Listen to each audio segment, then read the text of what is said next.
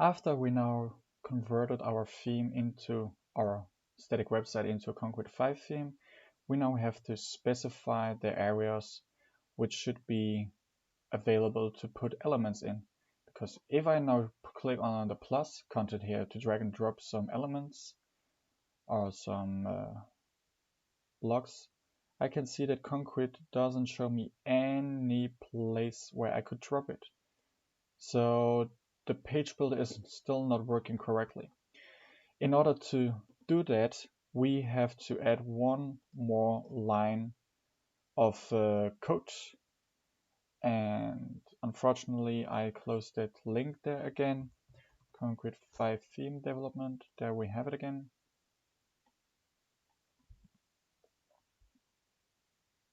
And we still need one line of code, that is this one. And this PHP method then defines areas where we can drag and drop elements.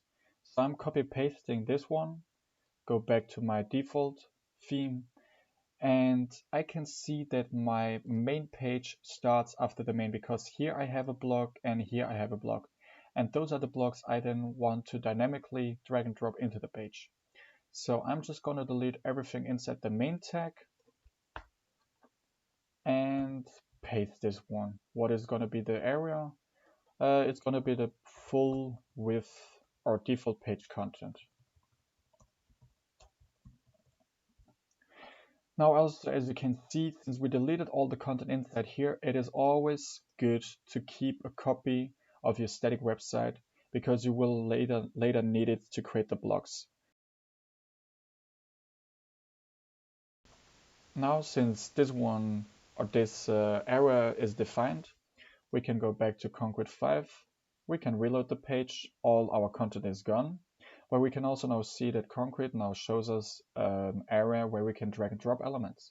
So let's try that with a normal text content. I drag and drop one of Concrete's default content editor, or what you see is what you get editor. Hello there, Bugs Bunny. I save it. Then I publish the website, because only after you publish the changes, then it's also live. And here I can see the elements that I have here. So that is for the default template. But what about this page? Because here we need three areas. One where we can drag and drop a full width header. So let's say it could either be like the title here, or maybe if somebody wants to use hero image as the header here, we need to use all of the space that is on top here. So that's going to be one area. And then here for the splitted elements, again, where we split them into two, then we need an area for here, and also here an area. Luckily, our single page setup is already made in such a way that we simply can create new areas and that they work out of the box. So I'm just copy pasting this here, and then the single page starts here, and this is my full width header area. So I'm just gonna write here full width header area, and then I can see that here starts my page splitter div, which then splits it once to the left side, and here is one block. So I'm just gonna delete the block, and then I'm gonna write left side content, and here is my widget block or my widget area, and here is my widget block. So I'm gonna delete the widget block, and here I'm writing then the widget area. I'm gonna save that. And now I'm just gonna create one additional page. So I'm going to sitemap. Then actually I didn't have to go to sitemap, but then I'm clicking up here at add pages and navigate to your site. I create a new page. Then I'm going up here to the composer, where I can like give some attributes to the page. So the page name should be block 1, description lorem ipsum, something that I actually don't need it at the moment. And that page template, I have the full and I have the single. So this is going to be my single page. The page location that will be below the home. So now Concrete 5 gives me the sitemap. And this blog page should be a child of the home. Content is nothing we need here because we're going to use the page builder. Publish. And we can see that our single page is not working yet. How come? Well, because we forgot to add all this ink to this page and remove the header. So I'm just quickly going to do that. So I'm copying everything from the header here. And this header, I will just remove it. And then the footer, I will just copy paste this here and remove the footer. So now if I refresh the page, then we can see it works. If I now want to edit a block, then we can also see that Concrete gives us now 3 areas where we can insert blocks. One here in the top, and then below we have then the one on the left side and the widget area. So if I then want to insert some content here for the header, and I'm just going to put it in the center, it's going to be this one, my dog Leslie. Then I'm setting that one. Then I want some more lorem ipsum here. Probably I just can copy it from my templates.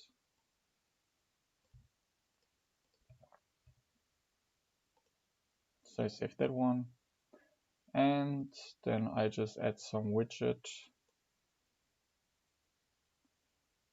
Maybe bullet point. Widget 1, widget 2, widget 3. I'm going to save that one too.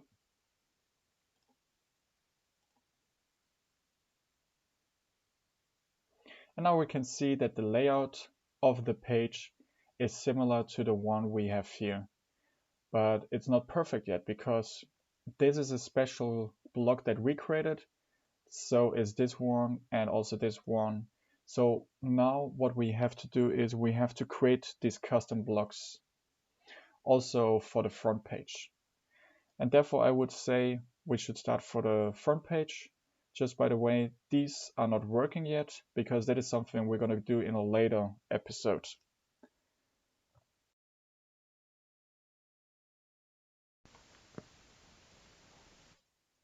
So back to the front page. In order to create custom blocks, there are 2 ways. The first way, which I wouldn't recommend, is to create your block really like custom. So you write the whole code for what should happen if you like drag and drop the block inside the page. So what should you show to the user who has to edit the block? What should be stored in the database? I can show you an example of the, what do we have here? Of the image block. So this is a normal block that just inserts an image on a page. If we now have a look at all the files that we need, there needs to be a view.php, there needs to be a form.php, an edit.php, and db.xml, controller, composer, and add. And that is a lot of work. I mean, especially the controller, if you would have to write this all yourself. Luckily, there are tools that do all of this for us, and the only thing we later on have to do is just write the view.php, which is just like what should be outputted on the front end for the user to see. And those plugins are then either the block designer, which is then the one I use quite often, but it's not free, or you can use the block builder, which I recently found, and that is free. Both do the same thing. It gives you the ability to select some input fields that you define, and then you work with those input values that the user specifies there. If you have the money, and the finance for it, I would totally recommend the block designer, but the block builder does the same job. The only difference is that the block designer has much more fields and is like really field proven, whereas block builder is something more new, but I have used it sometimes and it works the same way. Since we now go in the free way, we're going to download the block builder and install that one. So if I'm clicking on download archive, I can get here the download button of the 1.2.1, that is the latest. I'm downloading that file, and then if you maybe remember, I just have to go one up. If you maybe remember, the package folder is the one that contains all extensions and plugins. So I'm drag and dropping it inside there. And I extract it. So now I can delete this folder. The block builder is now inside the plugins folder. And if I go back to the dashboard, down to extend Concrete 5, I should be welcomed with an installation setup for the block builder. Here it is. I click install and wait until it is installed.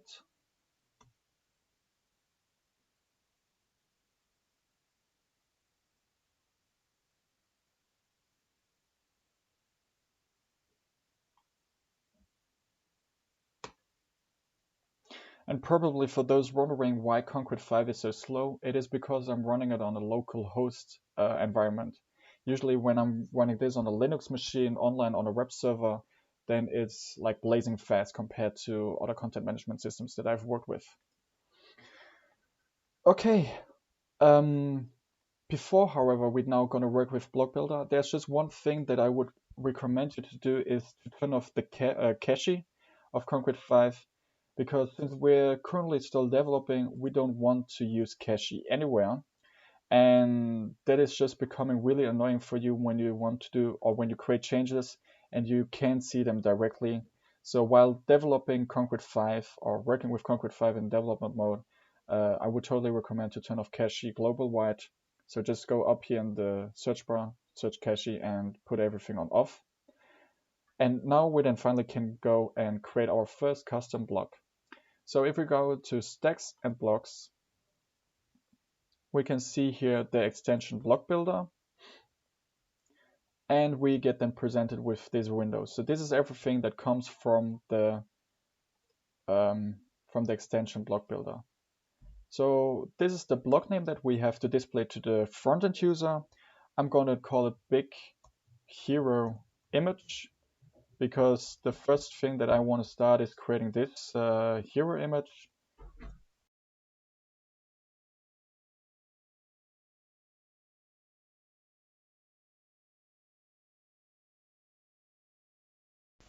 So then we have the big hero image here, and that is the first content or the block that I'm going to create. Before I, however, now go over to create the whole block, I just want to analyze this block or the section that I created here. So I have it once inside the default, that's this one, but I also have it inside the about page. And if we have a look at it, that one looks slightly different because I reused the one that I had inside the on the front page, but I used some inline styling to change the height of it and to change the text position, because the front page uses 80 viewport height, the about page only uses 150 viewport height. Then also the front page uses the flex, the justify content flex end, so the text is positioned on the right side, whereas the text here is positioned on the left side. So those two are also things that we have to incorporate here. Block name, big hero image, block handle, what's going to be the folder name of the block, so big and also underscore, big hero img. Block description, we don't need that. So then we head over to tab basic information, add a new field type. So we get presented with all kinds of fields that we can now include inside our block. And the first thing that we want to use is the image, because that's going to be our background image of this section. So the label is going to be background image. The handle, so what is going to be the variable name that we will later on use inside our view.php file. I'm going to call it bg image. Help text, the background image of the hero. So this is some help text that you use for the user. Is it required? Yes, we wouldn't want to live without it. And generate a thumbnail using image helper? No, we only want to have the full width of this image. So that is the background image. Then we need another field type, the text field, for the text that we want to write here. So that is then the hero text. Hero text. Is it required? Yes. And help text the text to display inside the hero. Okay, we're all good with that. But before I now click on the Build Your Blog Now button, there are still two things missing here. As I just mentioned, we use the same section on multiple pages. So the user should have the possibility to define the height and to justify content. So where should the text be positioned? So those are two text fields that we still need to include here. So first of all, I'm going to use now the height, and that is just going to be a normal text field where the user then can insert some height values. So hero height, hero height. Is it required? No, because we're gonna work with a default value. So the height of the hero, I'm gonna give them an example, e.g. 150 peaks, so they know there needs to be a value, a size value, or 850 viewport height, so they know there's more choice than just a pixel. And then I'm also tell them what the default value is. Default value is 80 viewport height if no value specified. Required? No. And the last one is going to be a selection of left, center, right. So the select field, I'm going to call it text position. Here text pos. Help text, the position of the hero text. Is it required? I would say yes. And then we have a little strange setup here, but this is then the text that should be displayed to the front-end user, and this is the value then we want to use on the backend. So what is the value for the left text? That is flex start, colon, colon, left. For center is center, colon, colon, center. And for right, that is then flex end, colon, colon, right. So I think this is all we need now to create our generic hero image, which then gives the possibility to for the user to also do some minor changes so they can reuse it on multiple pages without having to create two blocks. Because like we're gonna create dynamic blocks here. So now I can press the Build Your Block Now button.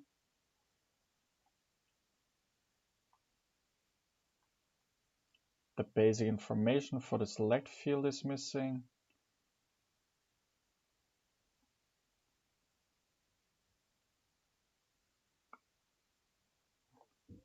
Okay, once again, invalid entry in one of the select fields. Flex start, center, flex end.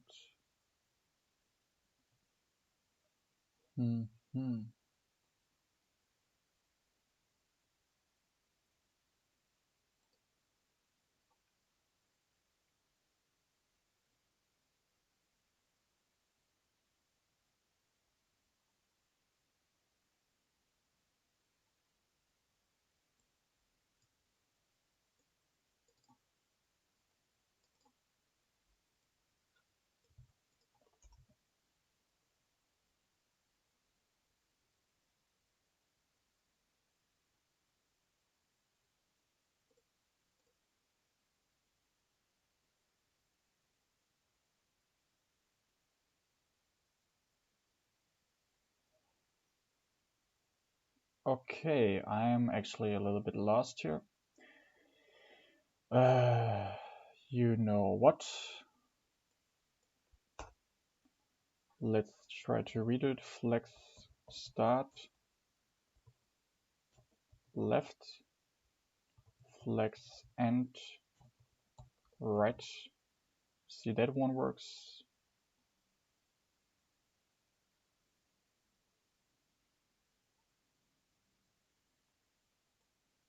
And if we say center,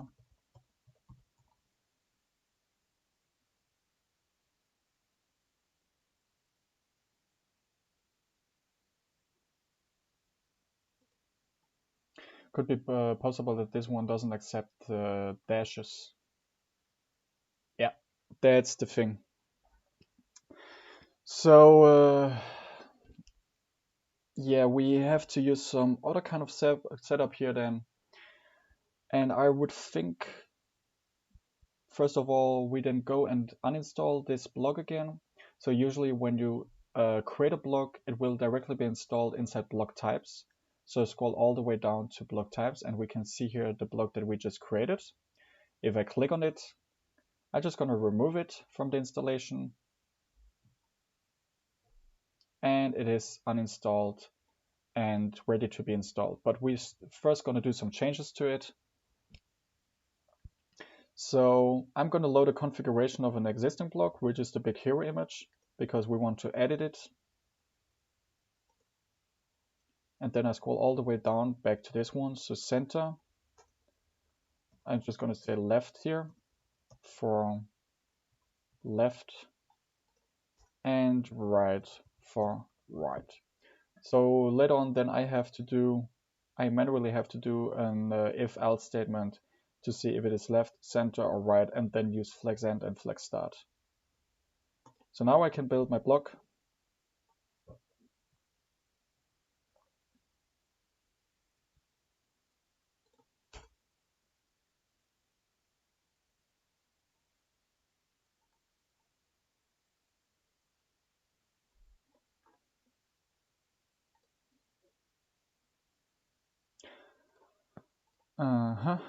Probably I have to delete it.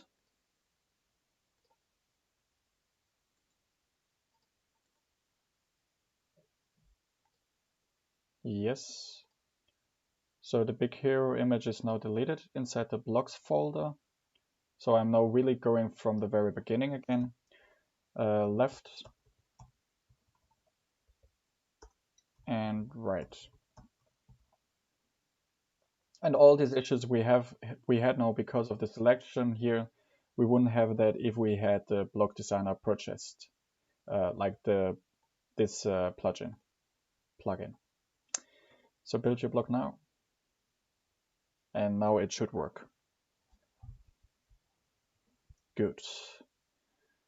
Now we can go up in the block types, and we can see that the big hero image is installed. So now if we go back to our editor, we can see that the big hero image is installed and created, and we now have all these files that we need.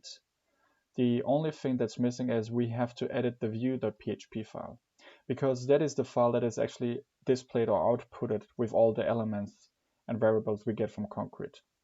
So we can see now this is the hero image that we're going to use. We also have once the full screen link for it. We have the hero text, we have the hero height value, and the text position where we then have to do our very custom if-else statement.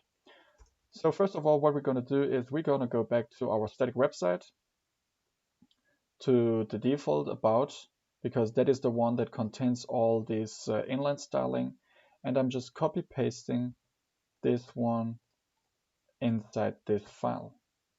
So this is the block that we want to insert, and these are all the values that we have to change out here. First of all, what is it that I'm going to start with? Probably with the hero text. So this is the text that I want to implement. I'm going to open PHP. I'm going to close it. I remove the value. And then I first do an if-else statement if the value exists. Echo if the value exists, and if that is true, then output the value. If not, then don't output anything. So probably, so it's possible that some of you ask the question now, why do we have to check if the value exists if it is required? Well, sometimes it is still possible that Concrete or someone goes into the database and deletes this value. I think it happened once or twice in my lifetime. And then if this one doesn't exist, then Concrete will give you a fatal error page because it couldn't find the value. And to debug that issue, it sometimes took me over 4 hours to do that. So it's always real good practice to do an if-else statement before inserting any value. Just check for the existence of it. The next thing we have to do is to get the hero height. So I'm going and grabbing that one. Style height 150 pixels. So I'm removing that one, opening PHP tag again, and I echo again a ternary operator. So a one-line if-else statement. If the hero height value exists, then use the hero height value, else use 80 viewport height which is our default. So now we use the hero text, we can delete it. We use the hero height, we can delete that one. The only thing that's missing now is the text position. What we want to do is an if-else statement on the key. So up here in the top, I do an if-else statement. If text pros is not empty,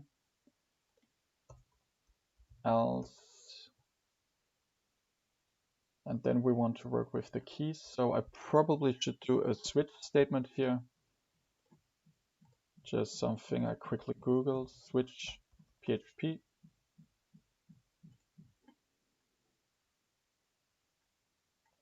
And I just copy paste the whole thing.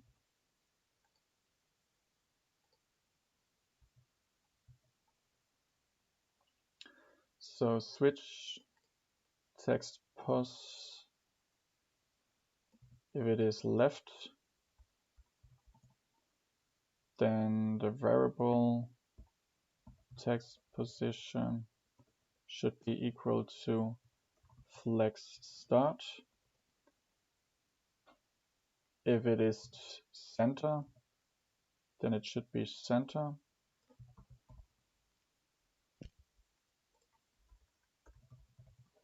And if we get right, then we want to go to flex end. And the default value, I think, should just be flex start to the left side. And if it's empty, I mean, still it can be possible that it's breaking somehow, then we're just going to use a flex start in that case. So now we can use the text position in here. So justify content, flex start. I'm just going to remove that one. PHP echo flex text position. So that one is also included.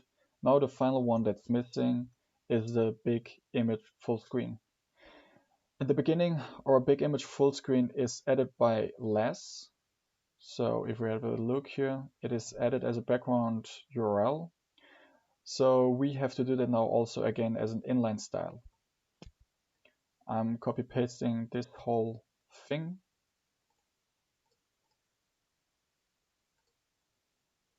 And then I create a new style here. So style height, just new lines so we can see better what the changes are.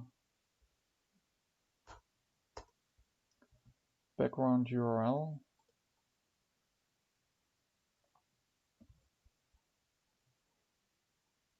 And then we just have to output the image link. So we want to go for the full screen link. I'm gonna go and grab it. Or actually I'm gonna go for the original file. So it is up to the user to optimize image files. So empty background image link. And then I'm going to do a PHP echo again. Echo.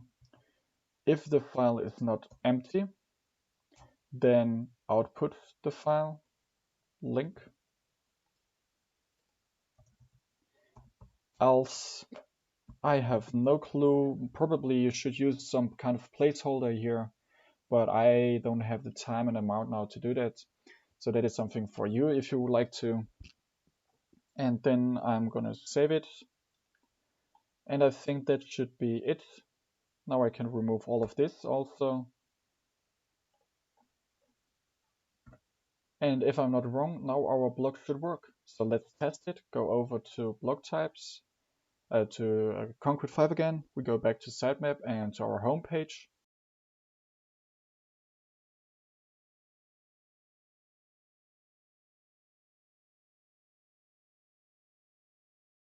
And then we will edit the page again. First of all, I will remove this block, so I just click on it and delete it. Yes. And I add our custom block. That is the big hero image. So the background image, I'm just going to use a sample image from Concrete 5.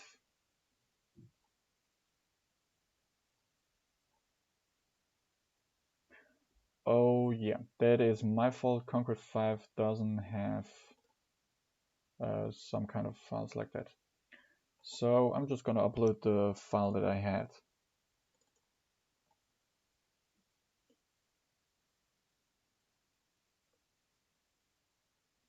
I'm going to close that one.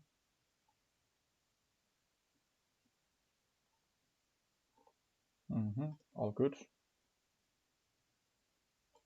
I select it.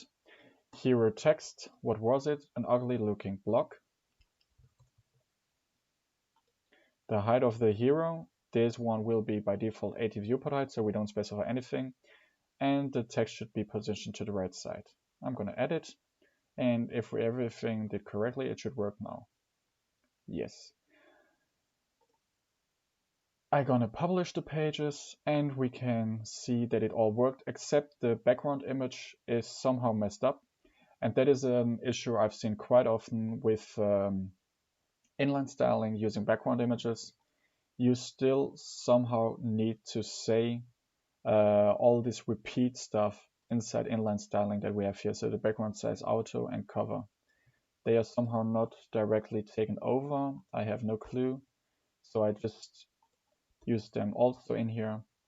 And now we get the full cover of the image. Perfect. So that one seems to work.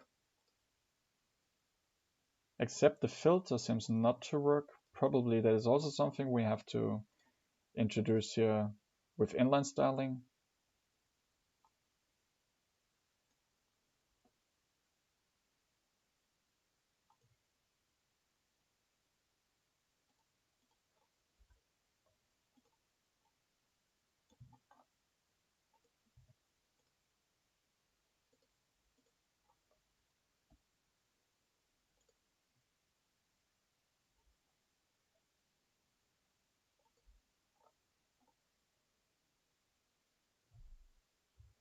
Oh, and one thing that I can see that we're missing here is the height should also be applied to the background image, because by default we're just saying here height 150 viewport height.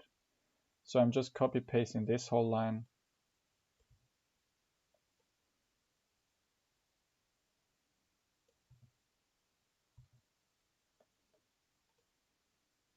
And hopefully it should work now. So that one fills the whole page here. And the brightness is not working.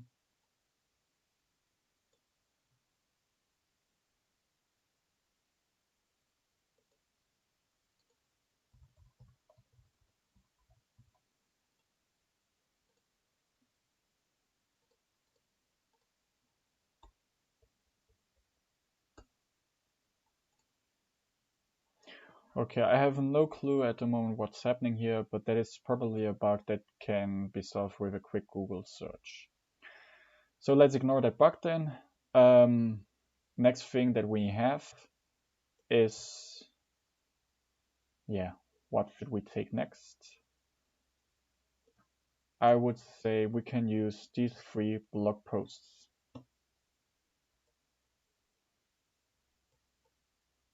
Let me just really quick recapitulate. You know what, actually, let's create the about page first, and then afterwards we're gonna go over to the blog pages. So we already have the hero in place. So I'm gonna create a new page, the about. So page, that page name is gonna be the about. I don't want to do any kind of things up there. I choose a page location. It's going to be a child of the home, publish page, and page template is the full because it's going to be a full width page. I'm going to add some content all the way scrolling down to the big hero image.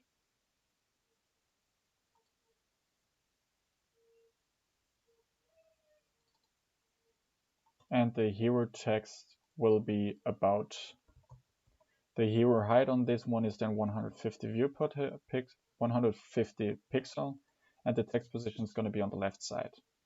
I'm going to add it to the page. And we have now the about section. Looking good. What's missing here now is the text that we have here. And for that one, I would still create a block, a custom block, even though we could use the concrete 5 integrated blocks or default blocks, such as the text content here. Because by creating a custom block, you have much more control over, from the very beginning, what's happening and what's going on than using their default blocks there.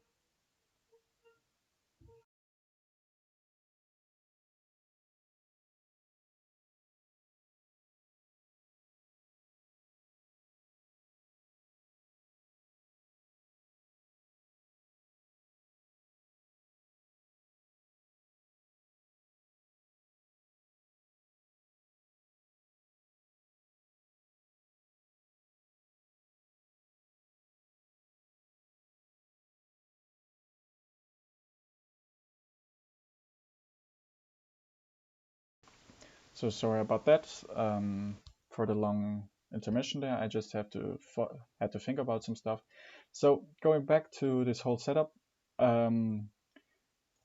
the content that I used here is the same content as here, or the blocks that I used there. So if we have a look, we have the class here called text content that we also use on the single page text content. The only difference between those 2 blocks is that on the about page we use some extra padding, so it's not going to the borders around here.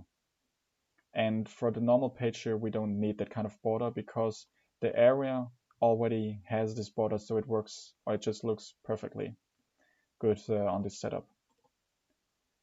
So therefore, I'm gonna go and grab the one I have from the about page because that one already has this special styling incorporated.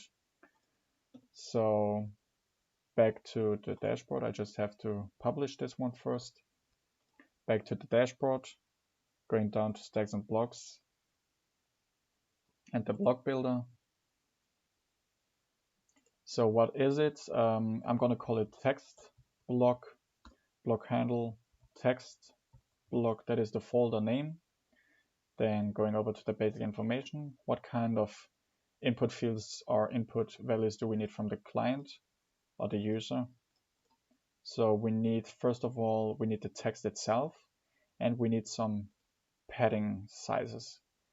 So I think we could start with saying the text. And since the user should have a lot of control over this block, we're going to do a what you see is what you get editor.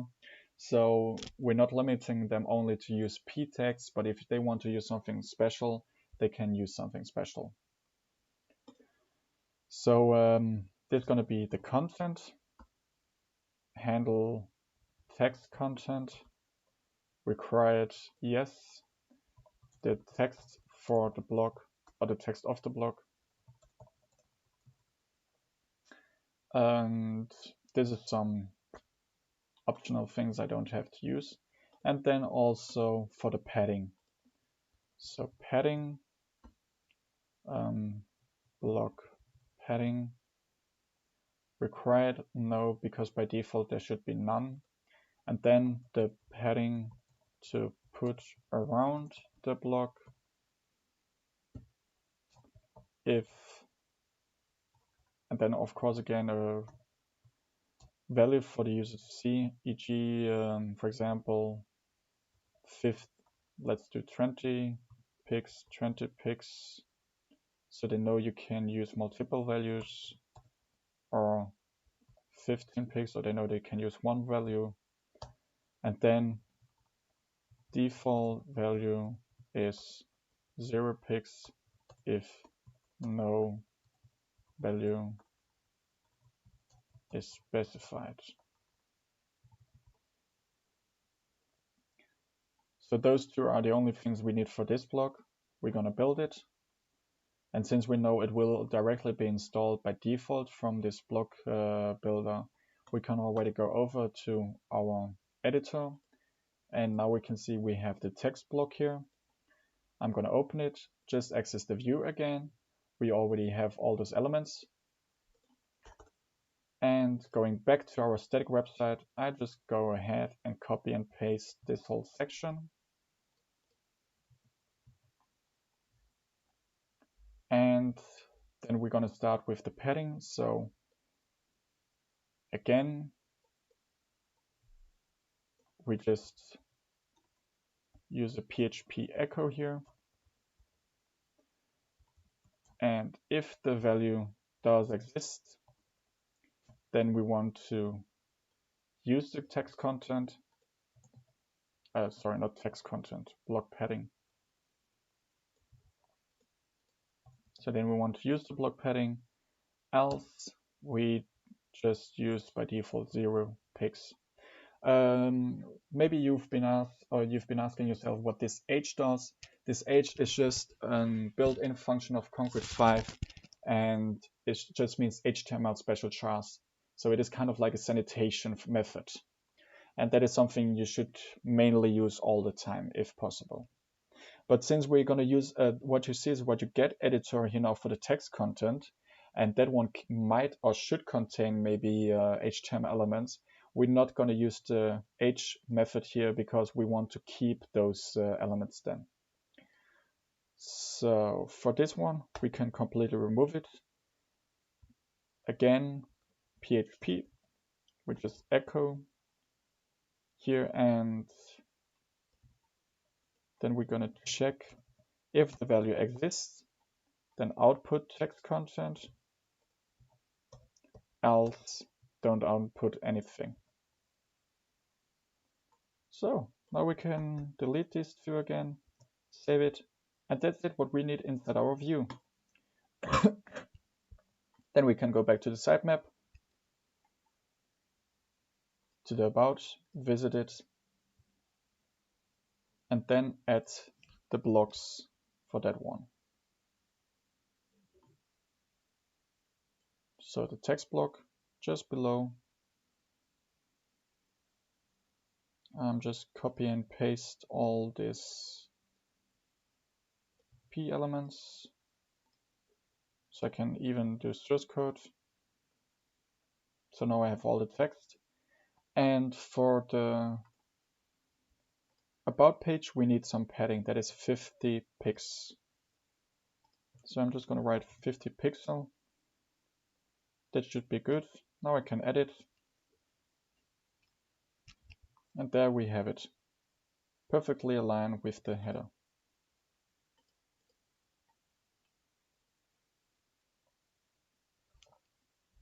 Okay, looks all good. So for the next episode, we will have a look at how we actually now create or use the blog page and how we create the blogs for the blog page. So we probably will reuse the latest blog that we just created, and then we will make it more dynamic. So we will dynamically display here the latest blogs that from all the blog pages that we have, and the same one goes for this one. So we don't have to manually link to those pages, which is also an option, but sometimes we just want to make it as easy as possible for the user and a little bit more difficult for yourself. So stay tuned.